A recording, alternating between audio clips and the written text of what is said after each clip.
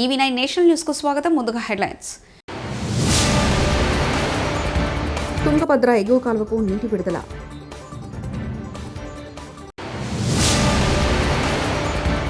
మన దేశానికి బలమైన ఆర్థిక వనరు జనాభే, సీఎం చంద్రబాబు.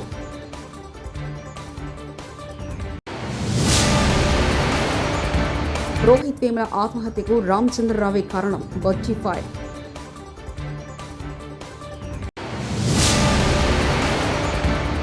ధూపదీప నైవేద్యాలకు నోచుకొని ఆలయాలను తిరుమల తిరుపతి దేవస్థానం రక్షించాలి, బండి సంజయ్. తుంగభద్ర జలాశయం నుంచి ఎగువ కాలువకు గురువారం బోర్డు అధికారులు నీటిని విడుదల చేశారు. Tungabhadra board secretary ORK Reddy, C Narayana Nayak, HLC EE Chandrashekar dam switch on చేసి విడుదల చేశారు. అంతకుముందు బోర్డు అధికారులు డ్యాంపై పూజలు చేశారు. అనంతరం సాంప్రదాయబద్ధంగా వాయనం వదిలారు. భారతదేశానికి బలమైన ఆర్థిక వనరు జనాభే అని ఆంధ్రప్రదేశ్ ముఖ్యమంత్రి నారా చంద్రబాబు నాయుడు ఉద్ఘాటించారు. దేశమంటే మట్టి కాదోయ్, దేశమంటే మనుషులోనే అని గురజాడ అప్పారావు చెప్పారని ముఖ్యమంత్రి గుర్తు చేస్తున్నారు. ఆయన స్ఫూర్తిని అర్థం చేసుకుని మనం ముందుకెళ్లాలని చంద్రబాబు సూచించారు. ఫస్ట్ టైం ప్రపంచ జనాభా దినోత్సవాన్ని మనం జరుపుకుంటున్నాం. ఇంతవరకు ఒక మాటలో చెప్పాలంటే ఒక విధంగా అందరం కూడా జరుపుకున్నాం, కానీ ఈసారి ఫోకస్ పెట్టి ఈ కార్యక్రమాన్ని నిర్వహించడానికి కారణం ప్రత్యేకంగా భవిష్యత్తు ఏ విధంగా ఉండాలని ఆలోచించడం కోసం మనం ఈ కార్యక్రమాన్ని పెట్టుకున్నాం. 1989 జూలై 11న ప్రపంచ జనాభా 5 బిలియన్లు అంటే 500 కోట్లకు చేరుకున్న సందర్భంగా ఐక్యరాజ్య సమితి జూలై 11వ తేదీన వరల్డ్ పాపులేషన్ డేగా ప్రకటించారు. ఆ రోజు ముఖ్యమైన ఉద్దేశం జనాభా సమస్యని, సవాళ్లను చర్చించడానికి, పరిష్కారాలు చూపడానికి, మన భవిష్యత్తు అందించడానికి ఐక్యరాజ్య సమితి ప్రపంచ జనాభా దినోత్సవాన్ని నిర్వహించారు. ఈ సంవత్సరం థీమ్ చూస్తే empowering young people to create the families they want in a fair and hopeful world అనే సబ్జెక్ట్ మీద ఈ సంవత్సరం ఈ జనాభా దినోత్సవం జరుపుకుంటున్నాం. సనాతన ధర్మం కోసం ప్రజలు కలిసికట్టుగా ఉండాలని శ్రీవారిని ప్రార్థించినట్లు కేంద్ర మంత్రి బండి సంజయ్ తెలిపారు. శుక్రవారం ఉదయం వీఐపీ ప్రారంభ దర్శన సమయంలో తిరుమల శ్రీవారిని కేంద్ర మంత్రి దర్శించుకున్నారు. అనంతరం ఆయన మీడియాతో మాట్లాడారు. ధూపదీప నైవేద్యాలకు నోచుకొని ఆలయాలను తిరుమల తిరుపతి దేవస్థానం రక్షించాలని కోరారు. పురాతన ఆలయాలను గుర్తించి అభివృద్ధికి నిధులు ఇవ్వాలన్నారు. ఆలోచన వరకు లేదు.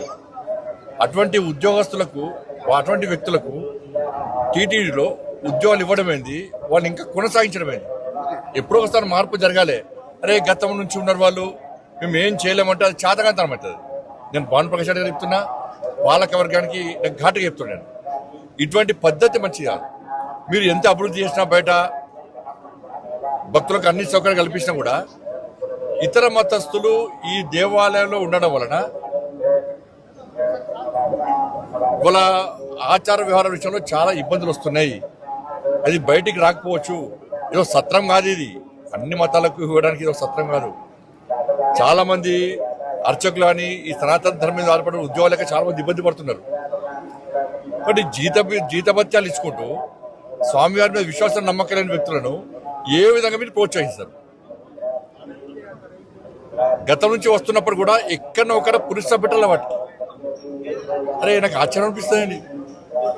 ఇతర దేశాలకు దేశం సత్రంగా మారింది, తెలుగు రాష్ట్రాలు సత్రంగా మారింది. వాళ్ళకి ఆధార్ కార్డు ఇస్తాము, పాస్పోర్ట్లు ఇస్తాము, వాళ్ళకు రేషన్ కార్డు ఇస్తాము, వాళ్ళకి డబుల్ బెడ్రూమ్లు ఇస్తాము, వాళ్ళకి పెన్షన్ ఇస్తాము. ఇతర మతస్థులకు టీటీడీలో ఉద్యోగాలు ఇస్తాం. తెలంగాణ బీజేపీ అధ్యక్షుడు రామచంద్రపై డిప్యూటీ సీఎం బట్టి విక్రమార్క తీవ్రస్థాయిలో విరుచుకుపడ్డారు. శుక్రవారం నాడు మీడియాతో మాట్లాడుతూ HCU PhD scholar Rohit Vemula ఆత్మహత్యకు కారణమైన రామచంద్రరావును తెలంగాణ బీజేపీ అధ్యక్షుడిగా ఎలా నియమిస్తారని ప్రశ్నించారు. ఆయనకు ఆ పదవి ఇవ్వడంపై బీజేపీ అధిష్టానం పునరాలోచన చేయాలన్నారు. రోహిత్ వేముల మరణానికి బాధ్యులైన వారిపై చర్యలు తీసుకోకుండా పదవులు ఇస్తున్న బీజేపీ దేశ ప్రజలకు సమాధానాలు, క్షమాపణలు చెప్పాలని డిమాండ్ చేశారు బట్టి. లేఖలో కానీ ముఖ్యంగా ఇక్కడ అడ్మిషన్స్ తీసుకునేటువంటి దళిత విద్యార్థులందరికీ అడ్మిషన్తో పాటు ఇంత విషయాన్ని ఒక తాడును కూడా ఇస్తే ఉరేసుకొని అది చచ్చిపోవటానికి పనికొస్తుందని చెప్పినటువంటి సంఘటన ఎంత మానసికంగా కలిచివేస్తే తప్ప ఎన్నో వ్యయ ప్రయాసాలు కోర్చి అనేక కష్టాలను అధిగమించి ఒక పిహెచ్డి స్థాయి వరకు వచ్చినటువంటి నవ యువకుడు చనిపోవటం ఒకటే నాకు మార్గం అని అనుకునేటువంటి పరిస్థితులు ఈ యూనివర్సిటీలో ఈ దేశంలో సృష్టించబడి ఉన్నాయి. ఇది చాలా బాధాకరం అని చెప్పిన ఆ రాతలు నిజంగా దేశం మొత్తాన్ని కలిసివేసింది. అలా జరగటానికి కారణమైనటువంటి సంఘటనకు సంబంధించి కూడా ఈ దేశం అంతా గమనించింది. అంబేద్కర్ స్టూడెంట్స్ అసోసియేషన్ ఆ యూనివర్సిటీలో జరుగుతున్నటువంటి సంఘటనలన్నింటినీ గమనించి ఇక్కడ ఆత్మగౌరవంతో బతకటానికి కావలసినటువంటి హక్కుల గురించి పోరాటం చేస్తూ ఆ యూనివర్సిటీ అధికారులకి విజ్ఞాపనలు ఇస్తున్నటువంటి సందర్భంలో వాళ్ళని అడ్డుకొని ఏబీఈపీ ఆధ్వర్యంలో సుశీల్ కుమార్ అనేటువంటి ఆ యూనిట్ అధ్యక్షుడిగా ఉన్నటువంటి వ్యక్తి అడ్డుకొని కావాలని వీళ్ళని దేశద్రోహులుగా చిత్రీకరిస్తూ ఒక కంప్లైంట్ యూనివర్సిటీ అథారిటీస్ ఇవ్వటమే కాకుండా భారతీయ జనతా పార్టీకి సంబంధించిన నాయకత్వాన్ని కూడా అందించి వీళ్లపైన కేసులు పెట్టి చర్యలు తీసుకునే విధంగా పైనుంచి అంటే హ్యూమన్ రిసోర్సెస్ మినిస్టర్ దగ్గర నుంచి కింది స్థాయి అక్కడ ఉన్నటువంటి స్థానిక ఎమ్మెల్సీ రామచంద్రరావు గారి ద్వారా ఒత్తిడి చేపించి చివరికి రోహిత్ వేములతో పాటు ఒక 4-5 స్టూడెంట్స్ని రస్టిగేట్ చేయటం వల్ల అతను వేరే మార్గం లేక తప్పనిసరి పరిస్థితిలో ఆత్మహత్య చేసుకున్నటువంటి పరిస్థితి మనందరికీ తెలిసినటువంటి విషయమే. కానీ దురదృష్టం మరొకసారి భారతీయ జనతా పార్టీ అటువంటి వారిపైన చర్యలు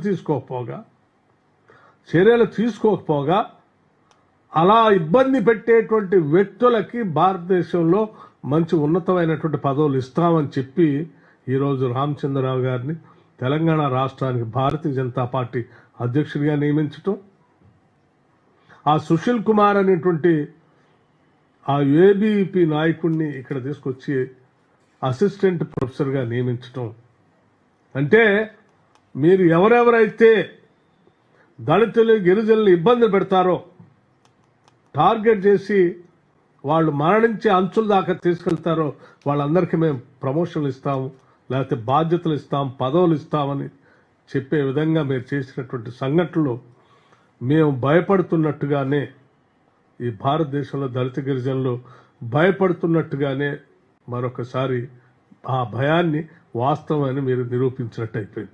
తెలంగాణ భవన్లో బీఆర్ఎస్ బీసీ నేతల సమావేశం. ఆర్డినెన్స్ పేరిట బీసీలకు అన్యాయం చేస్తున్న కాంగ్రెస్ ప్రభుత్వానికి వ్యతిరేకంగా ఉద్యమించేందుకు సిద్ధమవుతున్న బీసీ నేతలు.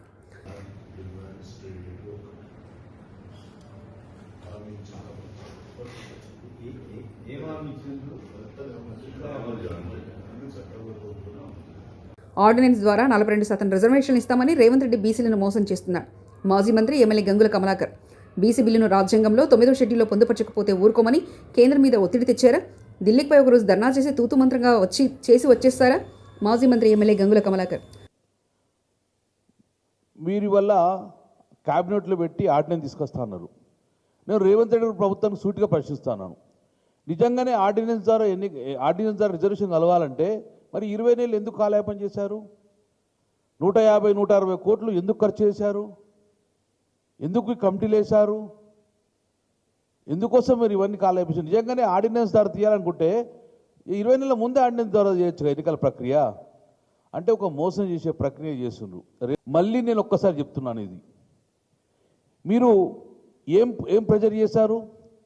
1990లో జయలలిత గారు 3 సంవత్సరాలు ప్రెజర్ వేసుకొని 1994లో ఢిల్లీలో కూర్చొని ఒత్తిడి తెచ్చారు. మరి మీరేం తెచ్చిండ్రు ఒత్తిడి? ఒక్కరోజు ధర్నా చేసుకొని తూతు మంత్రంగా వచ్చేసిండ్రు. ప్రధానమంత్రి కలిసారా? ప్రెసిడెంట్ని కలిసారా? అఖిలపక్షాన్ని తీసుకువెళ్ళారా? వార్నింగ్ ఇచ్చారా? మీరు మా యొక్క బీసీ యొక్క ఈ బిల్లును రాజ్యాంగంలో 9వ షెడ్యూల్లో పొందుపరచకపోతే మేము ఢిల్లీ వదిలి రాము అని చెప్పి ఏమైనా అల్టిమేటం ఇచ్చారా? అంటే ఇవన్నీ కూడా తూతు మంత్రంగా మొక్కుబడిగా చేసే వ్యవహారంగా భావిస్తున్నాం. కాబట్టి ఇంత దూరం వచ్చినా కూడా మమ్మల్ని మోసం చేస్తే మాత్రం తీవ్ర పరిణామాలు ఉంటాయి. కృష్ణానదిలో 763 టీఎంసీలు కావాలని కేసీఆర్ పోరాటం చేశారు. మన లాయర్లు అధికారులు 763 టీఎంసీల కోసం కొట్లాడుతుంటే రేవంత్ రెడ్డి 500 టీఎంసీలు చాలు అంటుండు. ఉత్తమ్ కుమార్ రెడ్డి ఏమో 563 టీఎంసీలు చాలు అంటున్నారు. మీరు ఇరిగేషన్ డిపార్ట్మెంట్తో మాట్లాడి విషయ పరిజ్ఞానం పెంచుకొని తర్వాత మీడియా ముందుకు మాట్లాడినట్టు హరీష్ రావు హితో పలికారు. కృష్ణాలో కూడా ఏమంటాడు 500 చాలని రేవంత్ రెడ్డి అన్నాడు. ఉత్తమ్ కుమార్ రెడ్డి నిన్న మాట్లాడినప్పుడు ఏమన్నాడో చూడండి. నిన్న పీపీటీలో ఉత్తమ్ కుమార్ రెడ్డి ఏమంటాడు, 573 టీఎంసీల కోసం ట్రిబ్యునల్ ముందు మా న్యాయవాదులు వీరోచిత పోరాటం చేస్తుండ్రు అన్నాడు.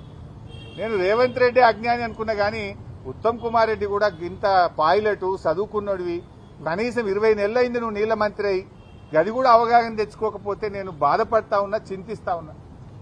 ఎందుకు ఈ మాట అంటున్నా అంటే, ట్రిబ్యునల్ ముందు మన అడ్వకేట్లు 763 టీఎంసీలకు వాదనలు వినిపిస్తున్నారు.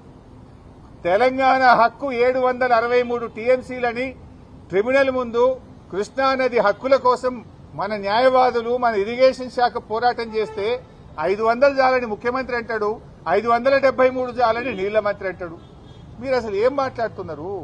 అంటే మీ మాటలు ఈ రాష్ట్ర ప్రయోజనాలకు గొడ్డలి పెట్టు. నష్టం జరుగుతాయి ఈ రాష్ట్రానికి, అన్యాయం చేస్తా ఉన్నారు ఈ రాష్ట్రానికి.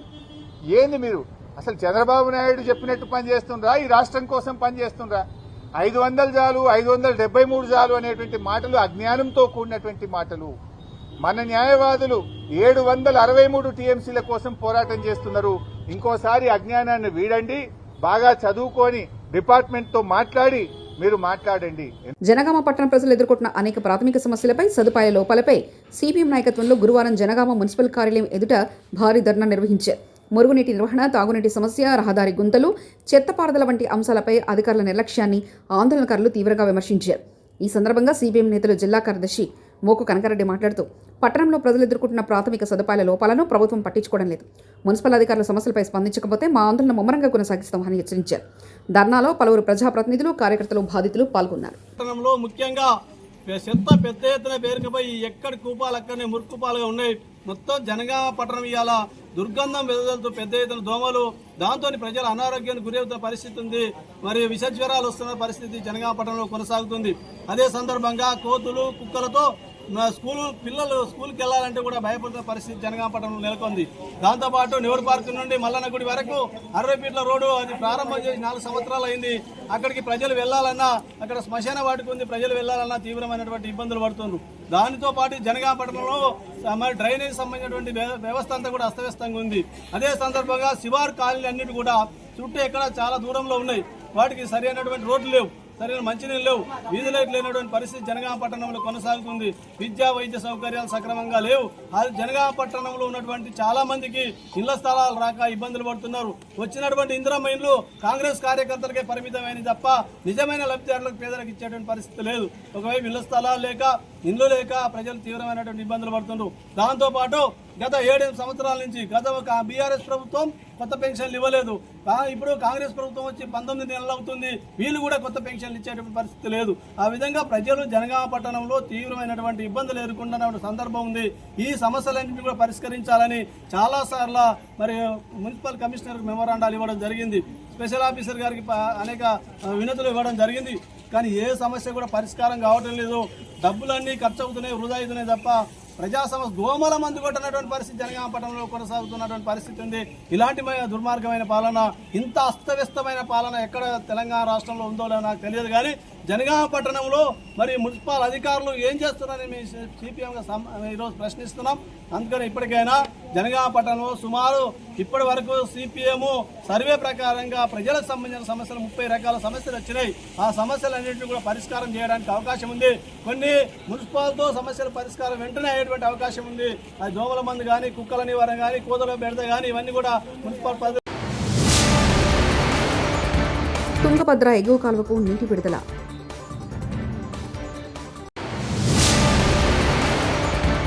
మన దేశానికి బలమైన ఆర్థిక వనరు జనాభే, సీఎం చంద్రబాబు.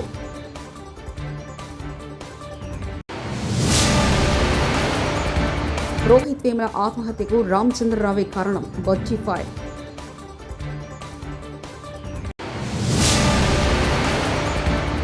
ధూపదీప నైవేద్యాలకు నోచుకునే ఆలయాలను తిరుమల తిరుపతి దేవస్థానం రక్షించాలి, బండి సంజయ్. ఇవి బులెటిన్ విశేషాలు. చూస్తూనే ఉండండి EV9 నేషనల్ న్యూస్.